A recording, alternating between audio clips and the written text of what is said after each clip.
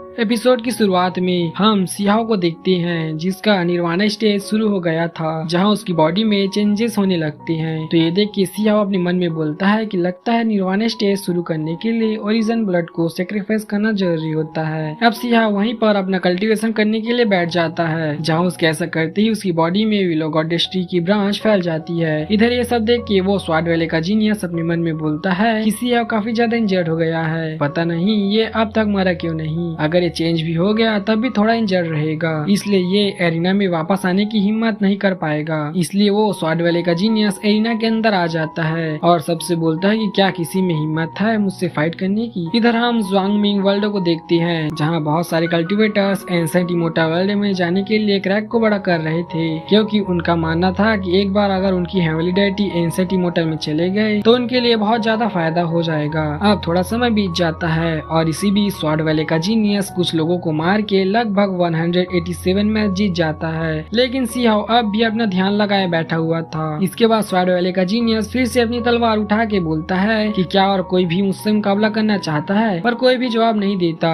उसी वक्त आसमान बिल्कुल नीला हो जाता है और दूर से वहाँ पर निंग चुआन आ जाता है, जिसे देख के सब लोग बोलते हैं कि ये तो निंग चुआन है, आखिरकार ये यहाँ आ ही गया और ये पहले से काफी ताकतवर लग रहा है। अब यहाँ पर असली जीनियस बैटल शुरू होने वाली है। अब निंग चुआन को देख के वो स्वाड वाले का जीनियस अपने मन में बोलता है कि निंग चुआन के पास अभी फुल स्पिरिचुअल पावर है, लेकिन मेरी स्पिरिचुअल पावर काफी ज्यादा नीचे गिर चुकी है। इसलिए वो निंग चुआन से कहता है कि निंग चुआन, मैं पूरे 187 मैच लगातार जीत चुका हूँ, इसलिए मैं अब ये एरिना तुम्हारे हवाले छोड़ के जाता हूँ। अब ये बोल के स्वाड वाले का जीनियस एरिना से बाहर चला जाता है और निंग चुआन से हार मान लेता है। इसके बाद निंग चुआन एरिना में आ जाता है, लेकिन उसे कोई भी चैलेंज करने से डर रहा था, जिसकी वजह से टाइम के चलते बिना कुछ करे निंग चुआन 198 मैच जीत चुका था। लेकिन निंग चुआन को तो असली फाइट करनी थी, इसलिए वो बस एरिना में खड़े खड़े सियाओ को देखे जा रहा था कि कब वो फिर से अपनी आंखें खोले और लड़ने के लिए आगे आए। अब थोड़ा और समय बीत जाता है, जहाँ निंग चुआन अब 379 मैच जीत चुका था। उसी वक्त वहाँ पर वो फ्लूट वाला बंदा जिसका नाम बाओजैन होता है वो आ जाता है, साथ ही वहाँ पर 10 क्राउन किंग भी आ जाता है, जिन दोनों को वहाँ देख के निंग चुआन एरिना को छोड़ देता है और वहाँ से निकल जाता है, क्योंकि उसे पता था कि ये दोनों काफी ज्यादा स्ट्रॉन्ग है और इन दोनों से लड़ना कोई आम बात नहीं है। अब 10 क्राउन किंग और बाओजैन एरिना के अंदर आ जाते हैं, जहाँ 10 क्राउन किंग सबको दिखाता है कि उसके पास 3 इमोर्टल और आस है। तभी सभी लोग उन दोनों को देख के बोलते हैं कि यहाँ 10 क्राउन किंग आ चुका है, जो अब तक का काफी ज्यादा पावरफुल कैंडिडेट है और इन सब का सीनियर भी है। लेकिन ये बाओजैन भी कुछ कम नहीं है, इसे डेथ गॉड कहते हैं, क्योंकि फेरो सिटी में इसने लोगों की लाशें बिछा रखी है और ये उन्हीं लाशों के पहाड़ में बैठता है। इधर बाओजैन 10 क्राउन किंग को ग्रीट करता है। इसके बाद बाओजैन अपना डोमेन एक्टिवेट कर देता है ताकि आसपास के लोग उनकी बातें ना सुन सके। जिसके बाद वो 10 क्राउन किंग से कहता है कि जब हम सब एक साथ एंशिएंट इमोर्टल वर्ल्ड में एंटर हुए थे तब मैंने तुम्हें देखा था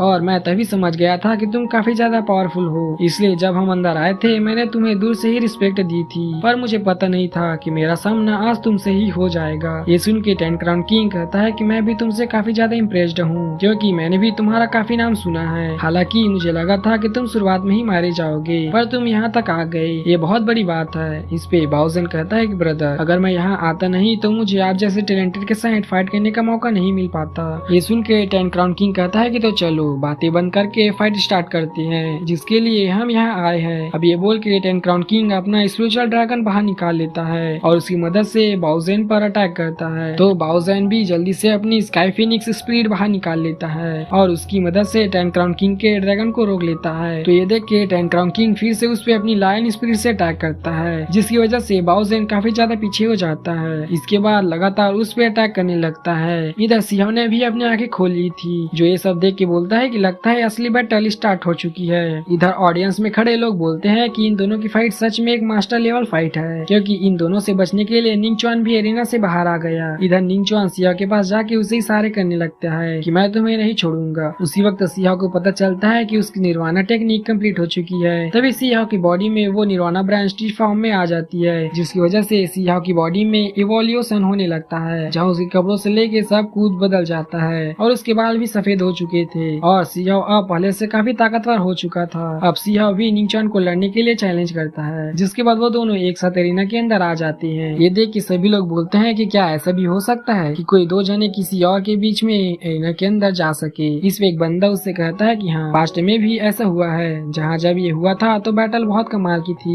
जिसे सदियों तक जाना गया था। इधर निंगचुआन सियाओ पर अटैक करने के लिए आगे बढ़ता है, लेकिन सियाओ निंगचुआन का सर पकड़ के उसे जमीन पर पटक देता है, जहाँ निंगचुआन फिर से खड़ा होकर समझ जाता है कि वो सियाओ को हल्के में नहीं ले सकता। दूसरी तरफ सियाओ निंगचुआन पर लगातार अटैक करे जा रहा था, और निंगचुआन जब भी उस पर अटैक कर रहा था तो सियाओ उसे आसानी से बच जा रहा था।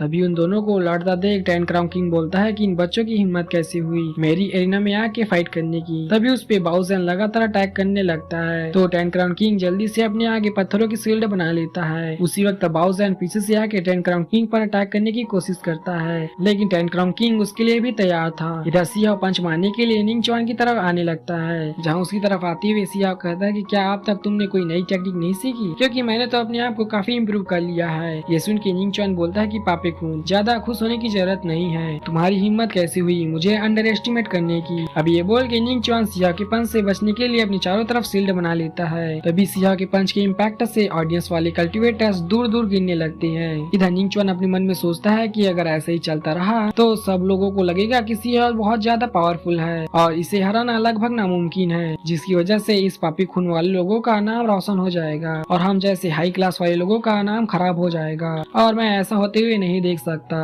अब निंगचुआन जल्दी से आसमान में जाके फायरबॉल से सियाओ पर अटैक करता है, लेकिन इससे सियाओ को कुछ नहीं होता। इसके बाद सियाओ भी अपनी थंडर टेक्निक एक्टिवेट करके निंगचुआन पर थंडर टेक्निक से अटैक करता है, लेकिन निंगचुआन के शील्ड एक्टिवेट होने की वजह से उसे कुछ भी नहीं होता। अब निंगचुआन अपनी शील्ड से बाहर आ जाता है, जिसके बाद वो दोनों क्लोज रेंज फाइट करने लगते हैं, जहाँ लड़ते हुए निंगचुआन सियाओ से कहता है कि पिछली बार जब हम मिले थे तब तुमने अपने बाकी दोनों भाइयों के साथ मिलकर मेरी स्पिरिचुअल बॉडी को हराया था, लेकिन आज तुम्हारा कोई भी भाई नहीं है, तो तुम्हें क्या लगता है तुम मेरी मेन बॉडी को आसानी से हरा दोगे। लेकिन सियाओ उसी बातों पे ध्यान नहीं दे रहा था, बल्कि उस पे लगातार अटैक कर रहा था और उस पे भारी पड़ रहा था। तो ये सब देख के निंगचुआन अपने मन में सोचता है कि मैंने 6 टाइम ये जीनियस बैटल जीती है, तो मैं इसके सामने स्ट्रगल कैसे कर सकता हूँ, जो अभी अभी हाल में ही एंशिएंट इमॉर्टल वर्ल्ड में पहली बार आया है। इस तरफ टेन क्राउन किंग भी उन दोनों की फाइट देख रहा था, साथ ही बाउजेन भी उन दोनों की फाइट देखने के लिए रुक जाता है। उसी वक्त टेन क्राउन किंग गुस्से में बोलता है कि तुम दोनों बच्चों की हिम्मत कैसी हुई मेरी फाइट के दौरान मुझे डिस्टर्ब करने की। अब टेन क्राउन किंग अपना स्पिरिचुअल ड्रैगन बाहर निकाल लेता है और बोलता है कि अगर तुम भी एरिना में हो इसका मतलब तुम्हें भी ये चैंपियनशिप जीतनी है, तो मतलब तुम भी मेरे टारगेट हो। अब ये बोल के टेन क्राउन किंग अपनी ड्रैगन टेक्निक से सियाओ पर अटैक कर देता है, तो सियाओ भी टेन क्राउन किंग को देख के बोलता है कि मैं भी तुमसे काफी समय से लड़ना चाहता था। अब सियाओ अपनी वेल टेक्निक को बाहर निकाल के उस ड्रैगन टेक्निक को खत्म कर देता है, साथ ही उन दोनों टेक्निक के आपस में टकराने की वजह से काफी ज्यादा इम्पैक्ट होता है, जिसकी वजह से सियाओ और टेन क्राउन किंग दोनों ही दूर हो जाती हैं। इधर किंग अपने मन में सोचता है कि ऐसा कैसे हो सकता है, ये इतनी सी उम्र में इतना ताकतवर कैसे हो सकता है, लगता है मेरा एक और ओपोनेंट आ चुका है। अब किंग सियाओ से कहता है कि मैंने तुम्हें अंडर एस्टिमेट किया, लगता है तुम काफी ज्यादा ताकतवर हो, पर अब मुझे निंगचुआन को भी टेस्ट करना होगा कि क्या वो मुझसे लड़ने लायक है भी या नहीं। अब टेन क्राउन किंग अपने पंच से निंगचुआन पर अटैक करता है, लेकिन निंगचुआन अपने हाथ पर बने ब्रेसलेट की मदद से टेन क्राउन किंग को रोक लेता है, जिसके बाद सियाओ टेन क्राउन किंग से कहता है कि मेरे शिकार से दूर रहो। तो ये सुन के टेन क्राउन किंग गुस्सा हो जाता है, जिसके बाद वो दोनों एक दूसरे को पंच करते हैं, जहाँ उन दोनों के पंच के इम्पैक्ट से वो एरिना तबाह होने लगता है, साथ ही उसकी वजह से आसमान में बना क्रैक भी बड़ा हो जाता है। इधर बाउजेन निंगचुआन से कहता है कि मैंने सुना है कि तुम जीनियस बैटल 6 टाइम जीत चुके हो, क्यों ना तुम मुझसे फाइट करो।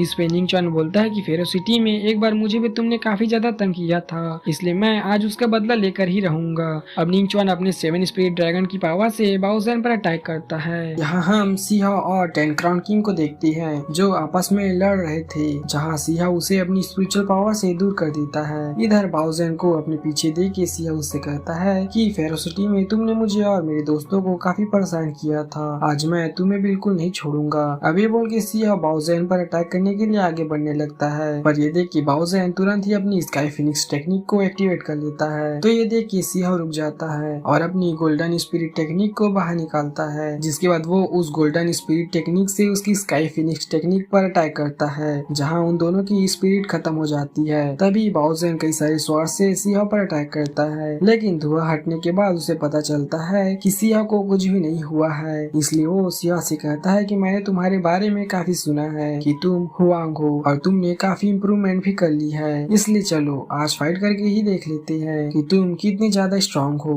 अब बाउजेन अपनी बुलेट आर्म टेक्निक को बाहर निकाल लेता है, जिसे देख के सियाओ अपने मन में बोलता है कि ये तो फेरो सिटी की एक खास टेक्निक है। तो उस फेरो सिटी वाली टेक्निक टेक्निक को देख के सियाओ भी अपनी कंबाइंड वेल टेक्निक को बाहर निकालता है, जिसके बाद वो दोनों अपनी अपनी स्पीड से एक दूसरे पर अटैक करते हैं, जिसके कारण वहाँ पर बहुत बड़ा धमाका होता है और एरिना के सारे पैलेस टूट जाते हैं। इधर इस इम्पैक्ट की वजह से निंगचुआन और टेन क्राउन किंग का भी ध्यान उन दोनों पे चला जाता है जो आपस में फाइट कर रहे थे। अब वो धुआं हटने के बाद बाओ ज़ेन सियाओ से कहता है कि मैं तुमसे काफी इम्प्रेस्ड हूँ, तुम्हारी स्किल भी काफी अच्छी है। तभी टेन क्राउन किंग बाओ ज़ेन से कहता है कि मैंने सुना है कि तुम्हारी बुलेट आर्म टेक्निक अपनी मैक्सिमम पावर पे बहुत ज्यादा खतरनाक बन जाती है, इसलिए मैं भी उस टेक्निक को देखना चाहता हूँ। अब ये बोल के वो बाओ ज़ेन पर अटैक कर देता है, जिसकी वजह से बाओ ज़ेन पीछे की ओर हो जाता है, लेकिन टेन क्राउन किंग बिल्कुल भी नहीं रुकता और लगातार उस पर अटैक करने लगता है। इधर निंगचुआन उन दोनों को लड़ता देख सियाओ से कहता है कि पापी खून, क्यों ना हम अपनी फाइट कंटिन्यू करें। अब वो चारों आपस में एक दूसरे से लड़ने लगते हैं, जहाँ कभी कोई किसी से लड़ रहा था तो कभी कोई किसी से।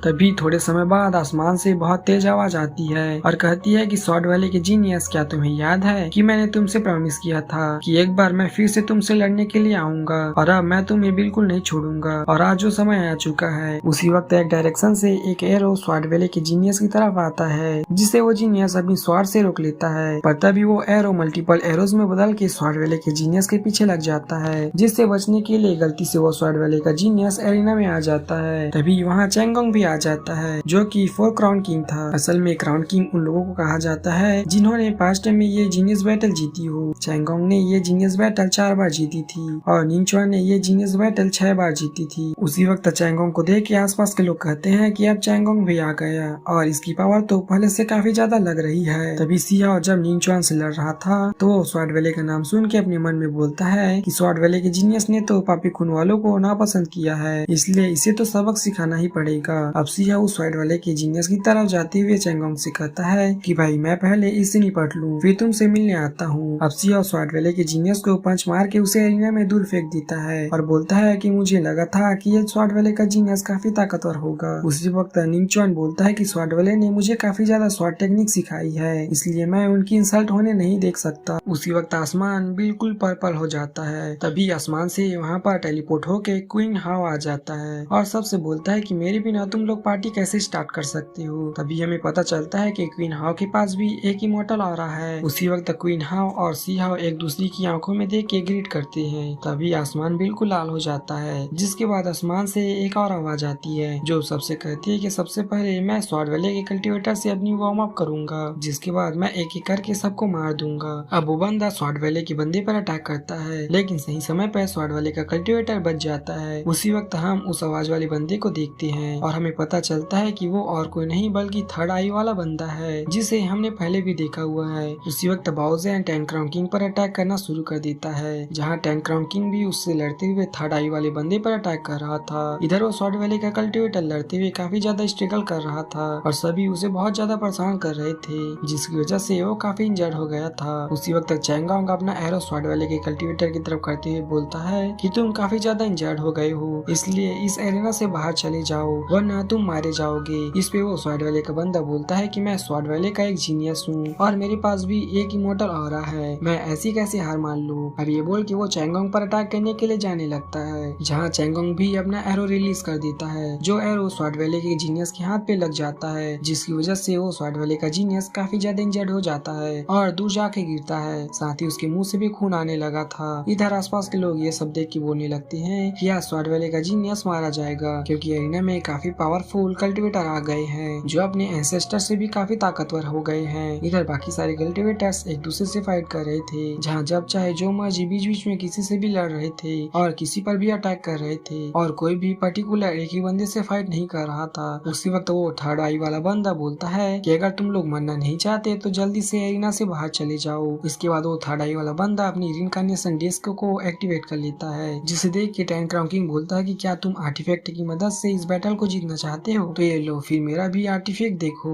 अब ये बोल के टेन क्राउन किंग भी अपना आर्टिफैक्ट बाहर निकाल लेता है, जो कि एक खतरनाक ट्री आर्टिफैक्ट था। तो ये देख के बाओ ज़ेन भी अपनी फ्लोट की पावर रिलीज करने लगता है, तो इस पे सियाओ भी पीछे नहीं हटता और अपनी हेवनली टेक्निक को एक्टिवेट करने लगता है। इधर क्वीन हाओ ने भी अपनी डबल पीपल आई की स्पेशल पावर एक्टिवेट करना शुरू कर दिया था। साथ ही निंगचुआन भी अपनी जनरेशनल टेक्निक को एक्टिवेट कर रहा था। ऊपर से निंगचुआन ने अपने एरो को जमीन में गाड़ दिया था ताकि वो उसकी मदद से खुद को प्रोटेक्ट कर सके। सके। तो ये सब देख के वो थर्ड आई वाला बंदा बोलता है कि लगता है मैंने तुम्हें काफी ज्यादा अंडर एस्टिमेट कर दिया। अब ये बोल के वो थर्ड आई वाला बंदा अपना आर्टिफैक्ट वापस रख लेता है। उसी वक्त टेलीपैथी के थ्रू निंगचुआन उस थर्ड आई वाले बंदे से कहता है कि ब्रदर, तुम्हारा दुश्मन और मेरा दुश्मन हुआंग है, तो क्यों ना हम दोनों मिल के पहले हुआंग को खत्म कर दे, जिसके बाद हम आपस में लड़ के फैसला कर लेंगे। तो वो थर्ड आई वाला बंदा इसके लिए मान जाता है और सीहाओ पर आसमान से अपनी एनर्जी से अटैक करने लगता है। तो ये देख के सीहाओ अपनी सारी टेक्निक को एक साथ बाहर निकाल कर उस थर्ड आई वाले बंदे की स्काई वाली खतरनाक टेक्निक को रोक देता है। इधर निंगचुआन मौका पा के सीहाओ के पीछे आ जाता है जो उस पर अटैक करने वाला था, लेकिन तभी चैंगोंग और क्वीन हाओ उस पर अटैक करके उसे पीछे कर देती है। जिसके बाद क्वीन हाओ निंगचुआन से कहता है कि तुम कायरो की तरह सीहाओ पर पीछे से अटैक क्यों कर रहे हो, तुम्हें लड़ना है तो आगे आकर लड़ो। इस पे निंगचुआन बोलता है कि फाइट के दौरान आगे पीछे कुछ नहीं होता, बस फाइनल विक्ट्री ही डिसाइड करती है और उससे ही पता चलता है कि कौन ज्यादा पावरफुल है। और ऊपर से मुझे तो तुम जैसे पापी खून वाले लोगों को तो खत्म करना है, तो उसके लिए मैं कोई भी रास्ता चुन सकता हूँ। ये सुन के चैंगोंग बोलता है कि तुम जैसी गिरी हुई सोच वाले लोगों की वजह से मैंने अपनी लवर को खो दिया,